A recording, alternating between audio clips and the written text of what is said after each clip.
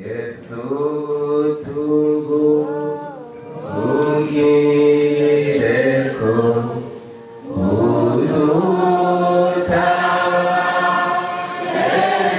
udutabarenidufe naho bitaduhereye naho nutwemerere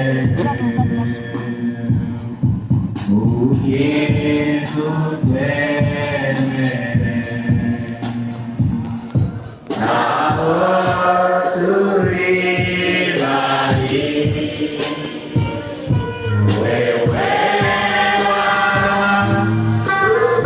waradupfiriye ukizu twemere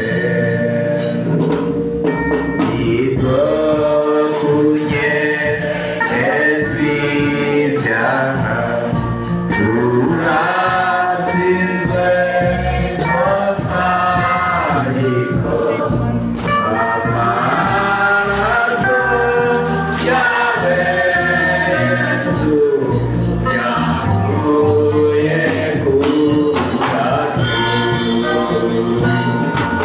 ukizu twemere naho turi babiri wewe waradupfiriye ukizu twemere none ngwikubise imbere ungiro wowogoka sishobora wamugize ingeso zose ukizu twemere naho turi babiri wewe waradupfiriye ukizu twemere turashima Imana nyina amahoro iduteye iteka ringana gutya kugira ngo twongere twumvire ijambo ryiwe mu isi. Mana irakoze cyane. Ndashimiye ababyeyi abungere ishengero bemeye ko nza hano, barakoze. Imana ibahe umugisha. Kandi ndashimiye inama y'akarere babonye ko ari byiza ko bontumira. Imana ibahe umugisha. Namwe ndashimiye ishengero ry'Imana rya Busekera mwanyakiriye neza, data azoba yahembera. Reka dusome ijambo ry'Imana, gitabo ubutumwa bwiza bwa Yesu Kristo bwanditswe na Matayo, igice cya 25. Turasoma duhereye ku murongo w'13, turasoma duhereye ku 14 tugeze kuri 23, hanyuma turasoma ibyahishuriwe Yohana 3 ku murongo wa 14. Ubutumwa bwiza bwa Yesu Kristo bwanditswe na Matayo, igice cya 25 ku 14. Bizoba nk'ibyo umuntu agira agende mu mahanga, ahamagara abantu biwe abasigarana ibyo atunze. Umwe amuha italanto 5, uwundi 2, uwundi 1, uko umuntu wese ashobora aja mu mahanga. Uwo mwanya uwahawe italanto 5 aragenda arazicuruza, yungukamo izindi italanto 5. N'uwahawe italanto 2 abigenza atyo, yungukamo izindi 2. Ariko uwahawe 1 arigira, yimba mu kuzimu, ahisha amahera ya shebuja. hashize igihe kirekire shebuja w'abo bantu aragaruka asuzuma ibyo yabasigaranye. Uwari yahawe italanto zitanu araza azana italanto zindi zitanu, ati mugenzi, wari wasigaranye italanto zitanu, ehe nungutsemo izindi zitanu. Shebuja aramubwira ati wagize neza muntu wanje mwiza wo kwizigirwa, wizigiwe kuri bike nzoguha kugaba byinshi, injira mu munezero wa shobuja. Haza uwari yahawe italanto zibiri, ati mugenzi, wari wasigaranye italanto zibiri, ehe nungutsemo izindi italanto zibiri. Shebuja aramubwira ati wagize neza muntu wanje mwiza wo kwizigirwa, wizigiwe kuri bike nzoguha kugaba byinshi, injira mu munezero wa shobuja. Kandi haza uwahawe italanto imwe, ati mugenzi, nari nkuzi kuri umuntu w'ingare, wibura ibyo utariye, ukumakuma ibyo utasanzaje, ndatinya ndagenda mpisha italanto yawe mu kuzimu, ehe ngibi byawe. Shebuja aramwishura ati wa muntu wanje mubi wakinebwe we, wari uzi ko nibura ibyo ntarimye, ukumakuma ibyo ntasanzaje, nuko wari ukwiye kujana amahera yanje mu bayacuruza, nanje nagaruka nkaronka yanje nayinyungu. Nuko nimumwake italanto, muyihe ufise italanto 10, kuko ufise wese azohabwa asesekarijwe, ariko udafise azokwakwa n'ico yarafise. N'uyo muntu wanje w'imburakimazi nimumute hanze mu mwiza, niho hazoba amarira no kuryanisa za menyo. Byahishuriwe Yohana 3 ku murongo wa 14. Wandikira umumarayika w'ishengero rya Laodikiya, utuwita amen, cabona co kwizigirwa kandi c'ukuri, inkomoko y'ibyaremwe n'Imana aravuga ibi, ngo ndazi ibikorwa byawe yuko udakonje kandi utabize, ico mugakonja canke ukabira. Nuko rero kuri akazi uyazi, udakonje ntubire ngira ngo udahwe. Kuko uvuga uti ndi umukire ndatunze kandi ntaco nkenye, ntumenye yuko ari wewe mutindi wavutanye uri umworo, uri impumyi ugenda amenya. Ndakugira inama ungure kw'izahabu yakuwe kw'inkamba n'umuriro, ubone kuba umutunzi. Ungure ko n'impuzu zera, ubone kwambara, isoni z'ubwambure bwawe ntizigaragare. Kandi ungure ko n'umuti wo gusiga ku maso, ubone guhumuka. Ni amajambo y'Imana tumaze gusoma hano. Ijambo Uhoraho yashize ku mutima wanje ni ijambo rivuga ku bwizigirwa. Aha tubonye uwo muntu w'Imana ngo yagomba aje mu mahanga, hanyuma arahamagara abakozi ngo abasigarane ibyo atunze, basigare baramufasha.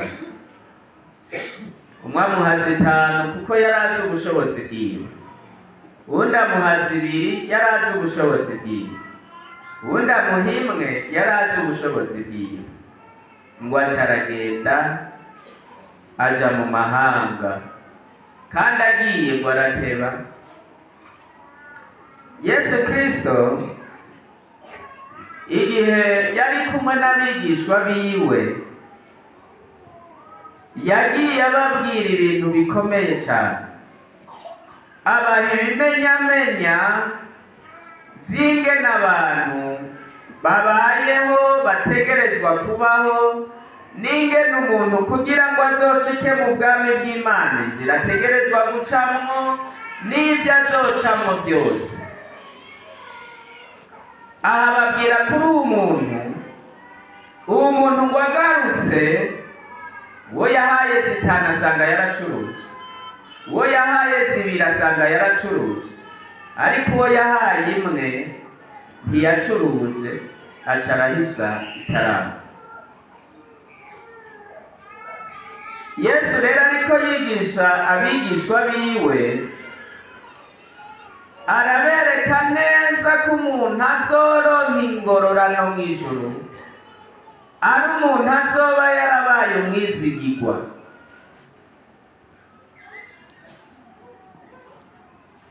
Kuko nawe ubwiwe yishingiye intara avuga ko ari umwizigirwa imbere y'Imana. Igihe yavuga kuri iri shengero rya Laodikiya, hari ibyo yagira bivuge ko mu gutangura kuribwira, kugira ngo ntibahave bibaza ngo n'uwasumye urusaku arabimubwira, ababwira ngo ubabwiye ugira ababwira uko mumeze, uwo yitwa Amen. Ijambo risobanurwa ngo niko biri. Ibyo agira ababwire, ibyo agira kuvuge ko Laodikiya niko biri. Kandi ngugira avuge ngo nicabona c'ukuri, cyo bita temwe okirere.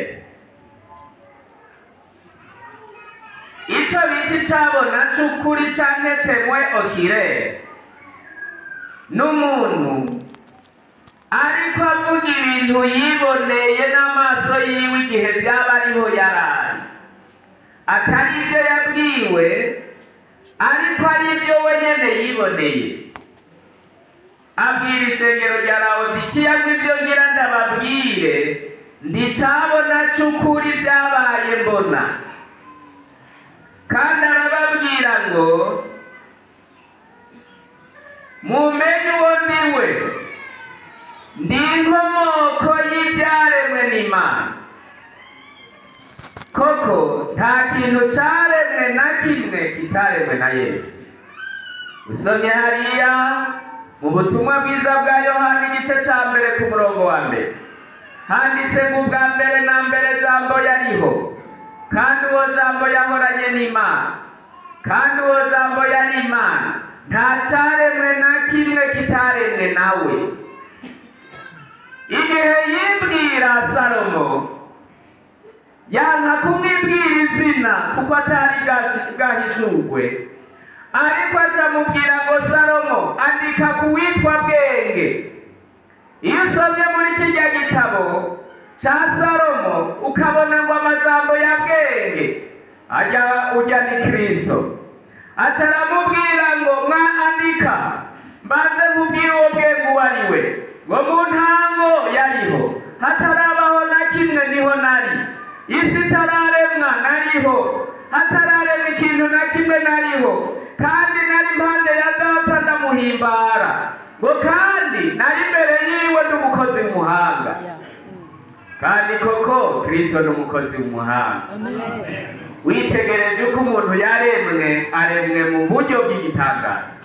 Uwo muntu yaremye umuntu n'umukozi w'umuhanga kweli, n'umukozi w'umuhanga. Abantu baragerageza mu kenge kabo bakagerageza kwitiranya ibice by'umubiri ngo baturonkere amapiyese d'oroshange, igihe hari igice cononekaye ngo bagushirire akandi. Ariko yose twasanze ari amapirati. Nta numwe arashobora kurema canke gukora igufa rimeze nk'igufa ry'umuntu, ntibikunda. Kuko Matiye ibumba Yesu yaribumvyemo ntawurizi, ico nzico mw'isi ntaryo, yoba riri mw'ijuru iraditwashika yatojwereka. Umusavyi w'Imana Dawidi ariko yandika mu mazaburi aravuga ngo ndagushima ko naremwe mu buryo bw'igitangaza. Mana ndagushima. Amen. Kuko umuntu yaremwe mu buryo bw'igitangaza. Yesu rero yivuze ko gutya aravuga ngo ibyo ngira ndabavuge ko ndabazi, ndicabona c'ukuri, ndi inkomoko y'ibyaremwe n'Imana. Kandi Yesu n'umukozi w'umuhanga. Nariyumviriye burya ibyaremwe byose birahumeka. ariko nariyumviye umuntu yokubaza umutima w'urunyegeri. Hari abantu bize medicine biga chirurgie, sinzi ko arashobora kudepista ngo asature neza urunyegeri kugeza yo kwerekana umutima wabo, ariko rurahenda kandi rurawufise. Murabona umuntu yasize umutima mu runyegeri ni umukozi w'umuhanga. Umuntu yasize umutima mu mbaragasa ni umukozi w'umuhanga. Uca wumva uwo muntu nta kintu atazi kabisa. Muranyumva bene data? Ca wumva uwo muremyi Yesu tweho turi banini cyane. Murumva ko uwo muntu amuzi. Imana nayo iriko iravuga ivuga ngo nta n'inyoni yo mu kirere ipfa ntabizi, wizapfuye zose Imana irazizi, izizi ku giti gito. Urumva umwana w'umuntu wewe abapfuye bose Imana irabazi, nta n'umwe itazi, kuko yagenda ivuga ngo mweho murabiruka, mweho murabiruka. Igihe rero Yesu yavuga, nigishijwe kuri iri jambo ry'ubwizigigwa. Mbega umuntu yitwa umwizigigwa ryari? Umwizigigwa ni umuntu bahitamo mu bandi bantu benshi bakora akazi kamwe, bakamucagura, bakamuhitamwo, bakamugira umwizigigwa. Ariko nasanze mu isi, kuko turi abantu, umuntu ashobora kwihenda mu gutoranya umwizigigwa, kuko hari abantu bazi gukora ibibi bakabihisha. Hari umuntu aba ari inkozi y'ikibi ariko ntiwigere wo muca n'ikanda. Hajya hari abanyabyaha bazi kunyegera kabisa, agakora icaha nukura akanyegera hamwe utomuca n'ikanda. Umuraba ukabona ari umwizigirwa, umukozi ukumuraba ugasanga n'umwizigirwa, kumba amahera yarayamaze, ntiwigere umutora. Umwizigirwa rero ni umuntu bahitamwo mu bandi bantu benshi basanzwe bameze kumwe, basanzwe bakora akazi kamwe, umwizigiye akamuhitamo. Hariho ibintu rero biranga umwizigirwa.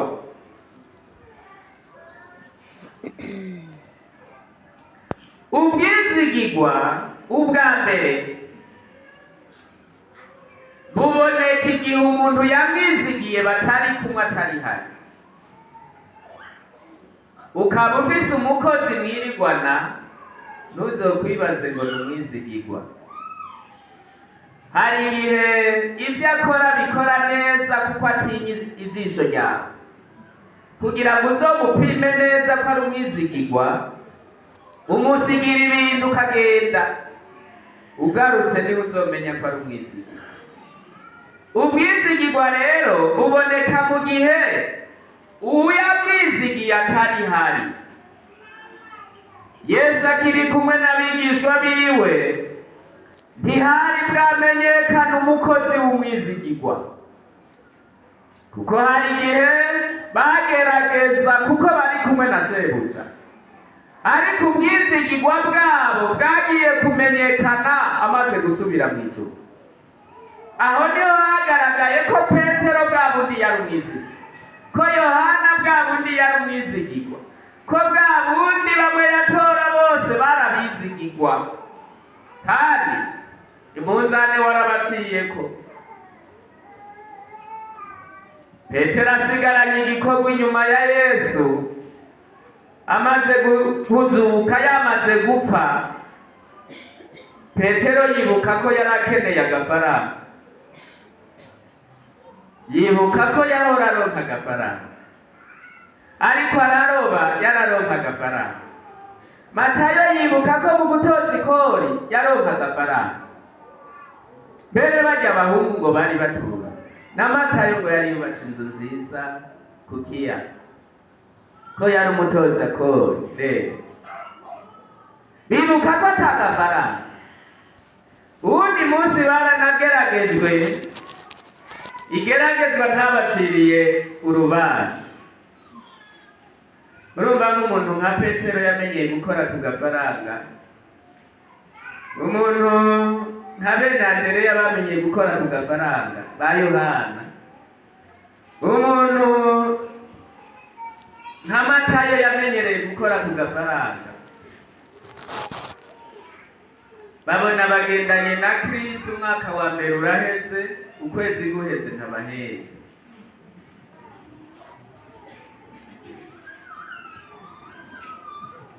Ntacyo reka twihangana kumbura zoduha mu gukurikira.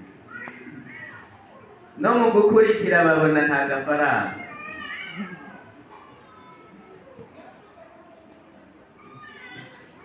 Umwaka uraheze babona nta gafaranga. Ubundi munsi abo bahungu bamenyereye agafaranga baja inama, baravugana ati ariko kumbure baza barayaharura begeranya kira kwezi mu mwaka yo bazoroka. Sinzi ayo bafatira ko ngira umwe wese yafatira kuyo yahora aronka ku kwezi. Nawe iyo wumva azoba. Sinzi ko hari haheze umwaka canke ibiri, abo bahungu bagira inama y'abavugabutumwa.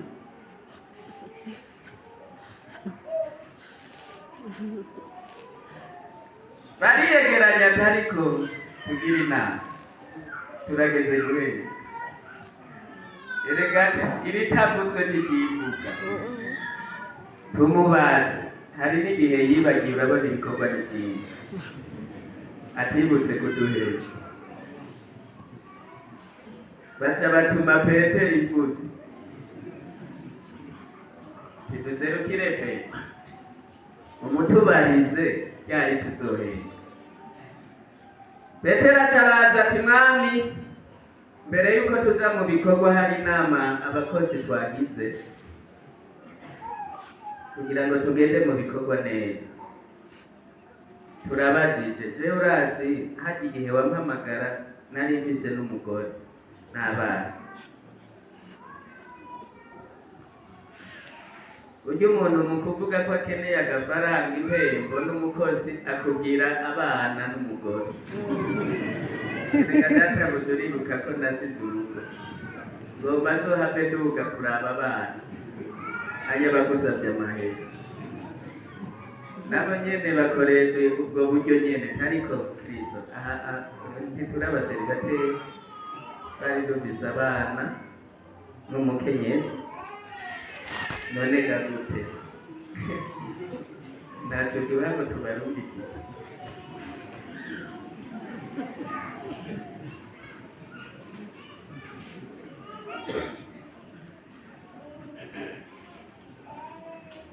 None ugira ico kibazo cari citegeke? Murakoze cyane. Nk'abantu bari babajije ikibazo cumvikana. Yesu arabitegereza ati abakozi yanjye yakeneye agafaranga. Acarabaraba arababwira ngo ndababwire ibyo muvuze ndabitahuye kandi ndabyemeye. Nta muntu yahevye umugore, yahevye abana, yahevye n'inzu n'itoro, na za nsenga zose n'ubwabo.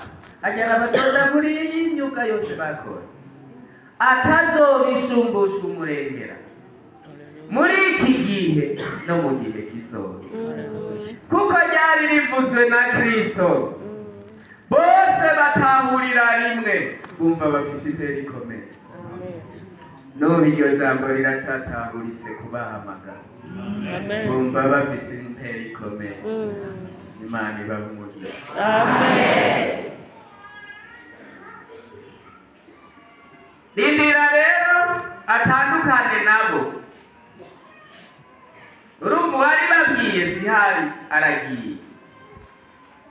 Igihe bashikagurika bagenda Elayono kumusezera, ngira bari biteze umwe wese ko hangambero. Mugabo abona arababwiye abagereye muri muhema bibutse ibyo yavuze, arababwira ko ndabasigiye igikorwa, ariko simwe mwenyene, nzohora ndi kumwe namwe gushika ku muhero w'isi. Ndaduze ku Mana yanje ariyo yanyu, kwa Data ariwe So, nzogaruka ndabatora. Yo, baranezerwa. Ayo majambo Bibiliya ivuga ngo abungura ubwenge, atabahumekera ko mwe baha inkomezi, bacabumva byose barabyibagiye. Bacabumva banezererewe igikorwa. Imana idufashe. Tuzoba bizigirwa gushika ku muhero w'isi, Data azotugororera. Umwizigirwa rero arafise ibikoresho bimukoresha muri ico gikorwa. Icya mbere, umwizigirwa w'ukuri akoreshwa n'ijwi ryo mu mutima. Ukazobona umukozi iminsi yose yama akora ivyo umutegetse, urya si umwizigirwa. Umukozi w'umwizigirwa mwiza akoreshwa n'ijwi ryo mu mutima wiwe. Umukozi w'umwizigirwa arashobora kukuranguza ibintu wewe utigeze wiyumvira ko ico kintu wokirangura.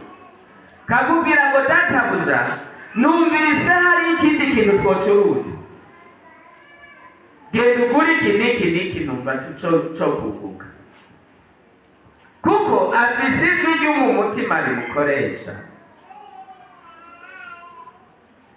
Bene data, nk'abasigiwe igikorwa na Kristo, udakoresheje n'ijwi ryo mu mutima, nta gisure c'umwana w'umuntu cotuma ukorera Imana. Kuko muri abagabo, umugabo ngo ntategeka uwundi.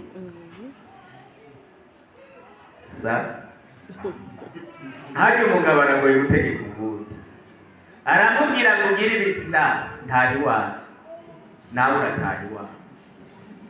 Atari ijwi ryo mu mutima. Ariko iyo ugifise ijwi rigukoresha, nturinda kukubwiriza, ukoreshwa n'ijwi. Nico gituma uwahamagawe atandukanye n'utahamagawe. Uwahamagawe arafise ico yumvise, arafise uwo bavuganye, akurikira iryo jwi nyene. Naho yoja mwirinde, akurikira ijwi yumvise. Kandi umwizigirwa arangwa n'urukundo akunda uwamwizigiye. Umuntu atagukunda ntashobora kukubera umwizigirwa. N'umukozi adakunda shebuja ntamubera umwizigirwa. Kugira ngo umukozi akubere umwizigirwa nuko agukunda. Atagukunda naho wogira gute, nta bwizigirwa zo kugira. Nico gituma bene data mufise abo mukoresha, uzokundane n'abakozi bazokubera bizigirwa. Kuko ukamuri kurabaryagagura, bazokwiba byose uzosanga byarareze. Uzomukunde, kuko mumaze gukundana, biravamo ivyuko uri umukoresha wiwe akumbura umugenzi, akumva atogirira nabi umugenzi. Nta muntu ashobora gukorera neza Kristo akamukunda. Udakunda ishengero ntushobora kurikorera, ntibikunda.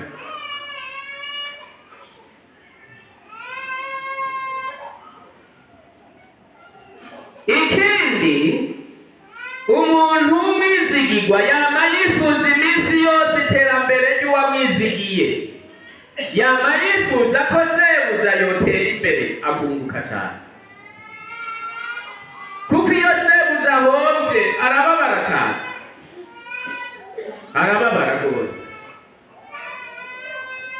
Bene data, twahamagariwe ibikorwa by'Imana, twame iminsi yose turwanira iterambere rya Kristo. Turabe ko igikorwa giteye imbere, turabe ko ishengero riteye imbere. Umukozi atari umwizigirwa, ishengero riramuherana. kuko ntajya ababaye no guhera kwaryo ntacyo bimubwiye. Ariko uwahamagawe n'Imana nk'umwizigirwa agira muri umwitwarariko ko shebuja ibyo yamusigaranye byotera bija imbere. Urongoye korale w'umwizigirwa yama yifuza ko korale yokwaguka bakaba benshi. Ariko hari abantu barongoye amakorale bamaze no gushinga inganigani, tuzoguma turi 20 nta wundi atinjiramo. Na mwarimu n'uwarungitse azanye umuhamagaro tigenda akwandike ngo mwari ngo burya ngo korali ibaye nini ntiririmba neza. Iyo babaye benshi ngo ntibaba bakiririmba neza, ngo naje ngaho ngo tuzobanza tumupime. Ni wewe umurungitse, ni wewe wamuhamagaye. Imana ishobora kumwinjiza muri korale wewe ikagusohora. Abashefu b'amakorale bavuye muri korale bamazwe n'ubwishime bwabo. Makorale bayagiza yabo, data carabakura mu gikorwa. Nujya wabonye ejo bundi aherutse kubanyanyasha burindi.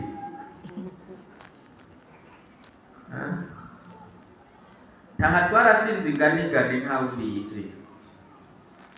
Ni iki wawe? Ariko koko none wewe ko winjiye muri 2020, korali ikaba yatanguye mu 1990 na kandi iyo bashinga inganigani nawe wari gucuririmbira. Hariho abantu mu gikorwa c'Imana bamaze kukigira itongo ryabo, ngo ahandi winjiramo kawa wasaba ntuzoshinga inganigani. Uwo data azorungika wese uzomakira, kuko azoba aruze gusubirira ubugiye wega muzorangiza.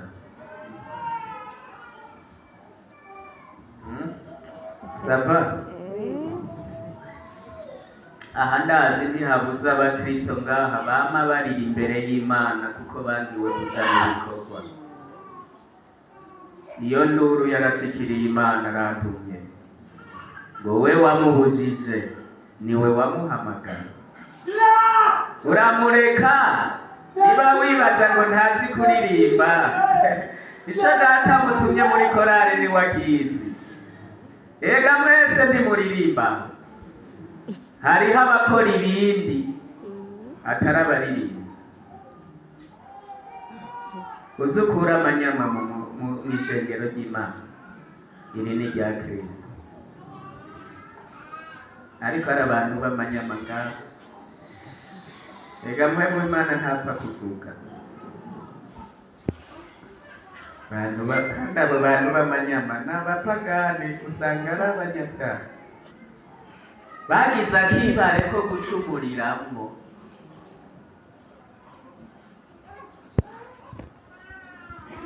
Basanga niyo muri korale bicara hamwe, kuko hari ibyo basangiye by'ibyaha. Amanyama yaha shefu yihenze ko avugishe n'umwe muri bo. Nukuri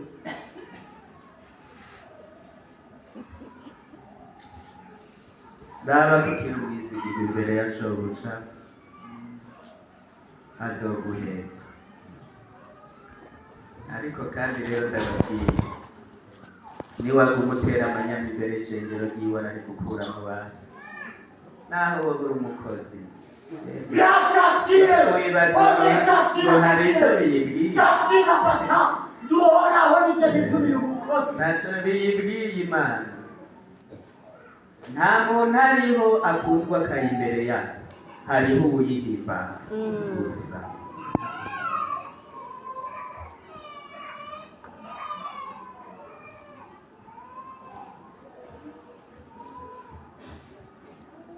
Uwo muntu rero yama yifuza rya shebuja. Kandi uwo muntu yama yitwararika iminsi yose gutanga icegeranyo, raporo y'igikorwa.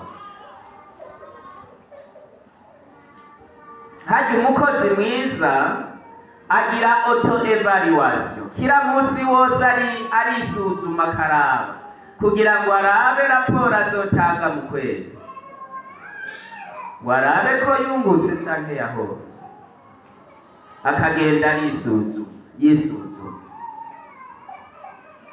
Bene data, turi mu gikorwa c'Imana, iminsi yose uzohore wisuzuma kuko inezeye cose. Uzohore wisuzuma iminsi yose, wishira ku munzani. Aho ubonye vyakugoye ugaca unyaruka n'ingoga imbere y'umukoresha ati mbabarira, aha vyangoye.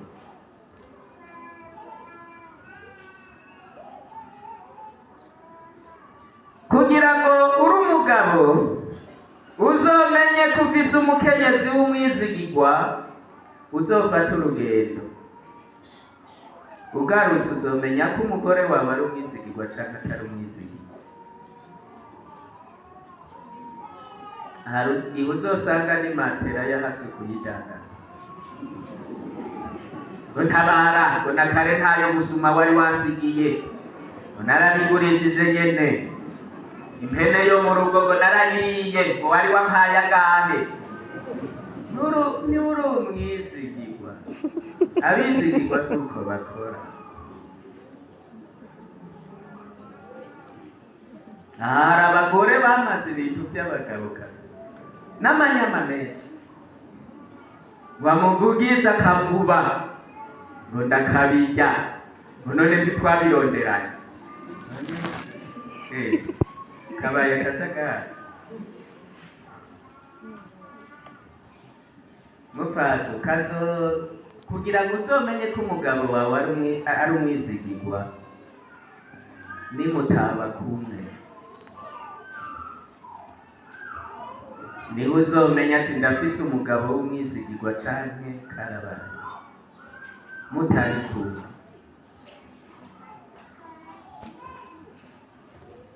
harya rero icaha kiravuga. Ugomba unyegere. Hari abaririmbyi baririmbye iyo ndirimbo yari korasi. Ukiyegeze mwisho kizovuga. Umuhinga w'icaha aracihana, n'ahandi kukinyegeza kizorinda kuvuga.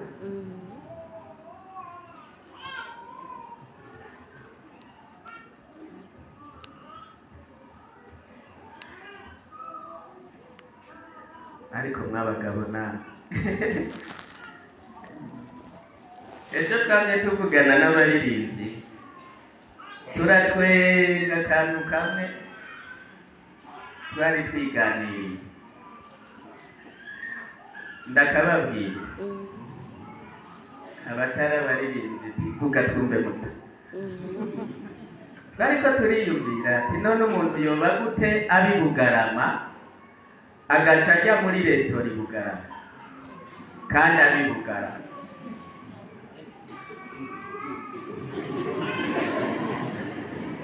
Umuntu aba mu Bukeye niho urugo rwiwe ruri, agaca ajya muri resitora mu Bukeye. Ibintu aho byononekariye, ubu n'abagore bajya muri resitora. Ubona yicaye kuri icyo gitebo.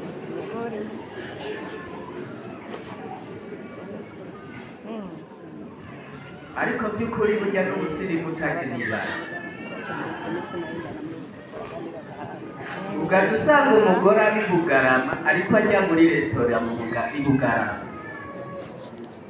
Sanje ntazogusangayo, n'ukuri nzotwegana. Nimuba bizigirwa mu ngo, data azozibaheramo umugisha. Umugabo agiye kurondera amenye ngo ntaco nicura, madame ni hari, aha byose nzosanga bimeze neza. umugabo wiwe agiye amubwire ngo genda amahoro Imana ijane nawe, kuko azi ko agiye ajanye n'Imana gusa nta wundi bajanye. Hari ikintu kibabaje muri ino si y'Imana, ugasanga umugore wawe nta pasiporo wamurondereye ngo mujane nawe arye umunyenga w'indege, ariko ukaba ufise uwundi wayiguriye mwama mujana. Ariko hari abantu bibaza ko Imana yapfuye, kandi ugasanga ubigira ni umukristo, ariko ko kaho uriyumvira ko urwo rudandazo rwawe ruzomara iminsi myinshi. Abakenyezi hari ikintu nababujije, kandi namwe ndakibabujije. Ukazobona ibyawe bitanguye gufata amakorosi, ntuzusenge ngo Mana ndasabira ibyose bitumuke bice biyoga dusubire muri zero. Uzoba ukoze icaha kibi. None nawe utakoze icaha uciye wirukana umugisha wawe. Senga upfukame ngo Mana ibi byose ni ibyanje uhereye ku mugabo wanje, ngarukanira byose aha. Kandi Imana izobigaza. Muga abandi baca basenga n'ishavu, katafata amasengesho kwisoneza Uhoraho, niba ukinyumva byose biguruke, yongera agende yambaye ibutura.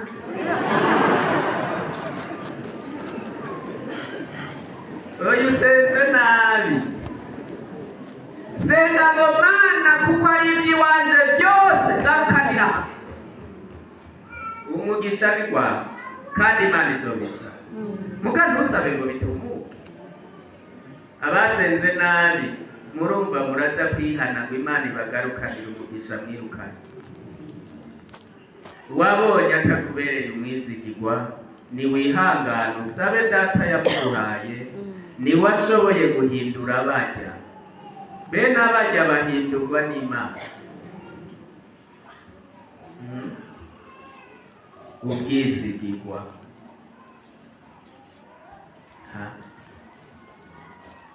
Yewe Uhoraho yoza.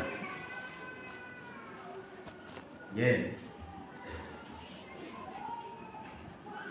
ariko kandi azoza, naho atoza uno munsi hari umunsi azoza, ibara ritazogwa. Je ndatinya ibara rizogwa ku musozi uri hano turiko tugaragazwa imbere y'Imana.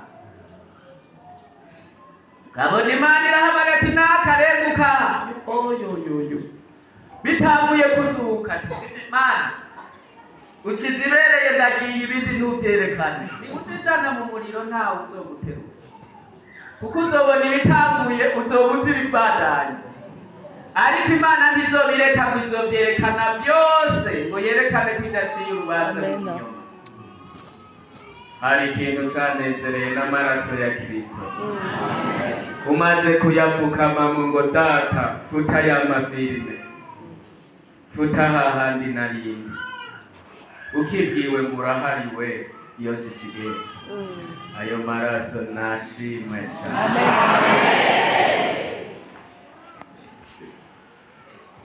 Umwizigirwa yama yitwararika cane kuzigama ivyo yizigiweko. Ariko bakristo bene data, ubwo turacara bizigirwa hagati y'abagenzi bacu.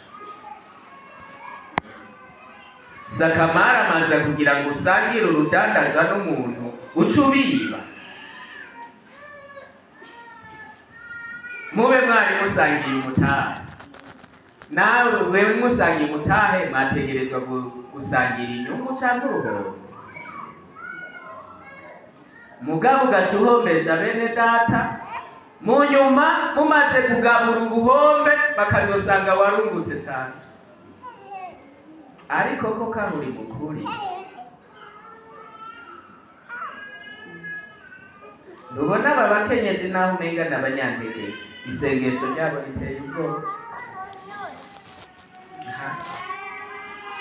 Kuko wewe urashobora gusenga indwi yose utararira, mugabo agikubita amavi hasi ataravuga ijambo amusoza aba yakorotse. ajya musozi ntugire ngo arameneka, Imana irayabika. Wewe umurijije ni nk'umwana mu rugo, abana bagahaguruka bakarira kubw'ababyeyi, ayo marira uzoyabona. Agaca baza rero akamubwira ngo twari dusangiye na naka kandi byahora bigenda neza, mugabo aratwibye. Umugore aca aja mu cumba ngo uhoraho, twagurishije itongo turariheba, abana banje ico gihe bapfuye n'inzara kubw'uwo mutahe, ndakwinginze ngo uwo muntu ntazoronka amahoro. Izokunyika nubona. Ariko bene data ntitwoba bizigirwa ko tuzotaha, none amahera tubuze kutamwica.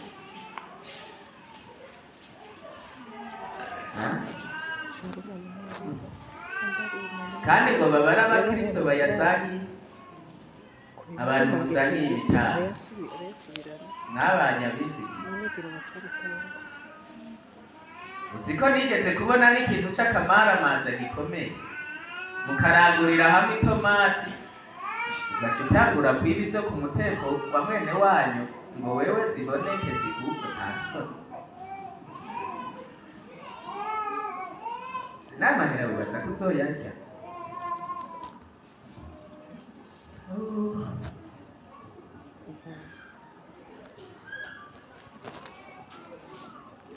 Ariko rero reka ndababwire, abanyabusekera Imana yabaziye nabi muri iki gikorano. Ariko hari ibintu bibiri byabayeho, yaje kubakiza, yaje no kubasuka ishavu ryabo. Uwuzihana data azomukura ku gisura, uwutazihana azovana ngaho ishavu ry'Imana kandi azoribona vuba. Kuko numva hari amajambo akomeye cane Imana iravuga. Bakozi b'Imana baririmbye turacara bizigirwa. Aha bamwe udukese tw'amakorane baratumaze.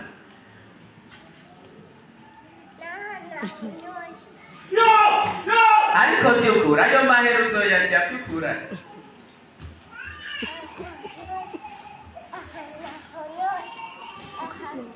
Aha udukese twaraheze, abandi nabo mwakuraheze muriko murikundwa kaza mu makorare ngo bazobatora. Uriko uponda mugenzi wawe ngo ni umuntu mubi, kuko yahamagawe n'Imana. Ivyo wamugishije ko inama yavyanse.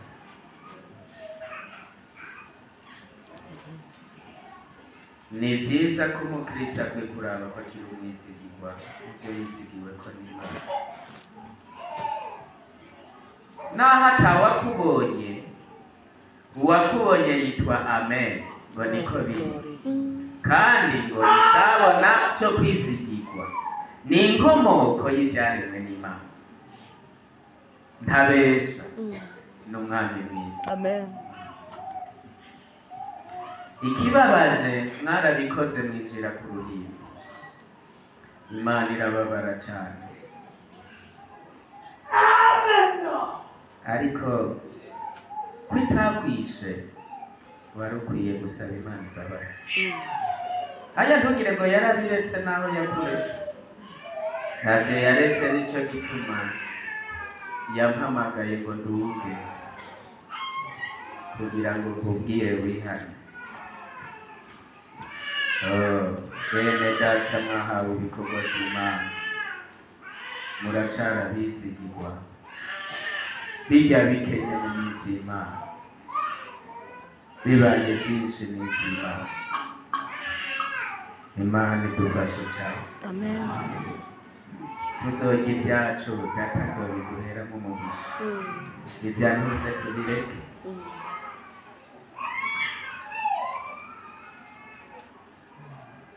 Abantu rero babaye bizigirwa, uhoraho ngo aca bashirako ikimenyetso, abaha mpwemu yera. Hajya Imana ihaye mpwemu ibimwizigiye ibimushimye ko ari umuntu wo kwizigirwa ariko abandi mwari mwarizigiwe mpwemu yabavuyeko kandi ubona ari bisaha iyo watakaje mpwemu zuriye imbere y'Imana kuko wavuye ku mugisha ukomeye wavuye ku gutoranywa gukomeye. Pawulo yabwiye iki abikorinto mu cete ca mbere yabandikiye igice ca 12 ku murongo wa 28 handitse kandi Imana yabanje gushira bamwe mu ishengero bamwe ku bintumwa maze abandi ba kabiri ibashiraho kuba bavugishwa nayo maze aba gatatu bashiraho kuba abigisha maze ishiraho abakora ibitangaza maze ishiraho abahawe ingabire zo gukiza indwara abahawe gufasha abandi n'abahawe kurongora n'abahawe kuvuga indimi nyinshi bose irabagabanga. Mu gikorwa wahawe uracari umwizigirwa. Mbega abantu mwahawe kuvugishwa n'Imana muvugishwa ibyo muhawe n'Imana canke mwarashize mu ivy'iwanyu?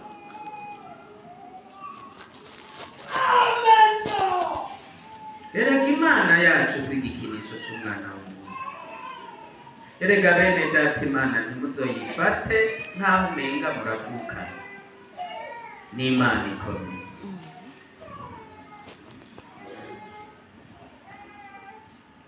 Ntawipfa guha igikorwa ibimwizigiye. Turabe rero ko tukiri abizigirwa imbere y'Imana. Mbega uracari umwizigirwa mu rugo? Aha hari abagore batagikundanye n'abagabo bankanye. Ntushobora kuzoba umwizigirwa imbere y'umugore udakunda. Umugore wawe utakimukunda ntuzigera uba umwizigirwa. Utagikunda umugabo wawe ntuzigera uba umwizigirwa. Muracakunda abagore banyu, muracakunda abagabo banyu, murabakunda. Uwo mukunda gute ugakunda uwundi? Sakamara amaze gusanga umugabo yandikiye uwundi mugore ngo I love you, ngo ndagukunda cyane. Iryo si ibara. I love you. Ndagakurumikira imitima itukura.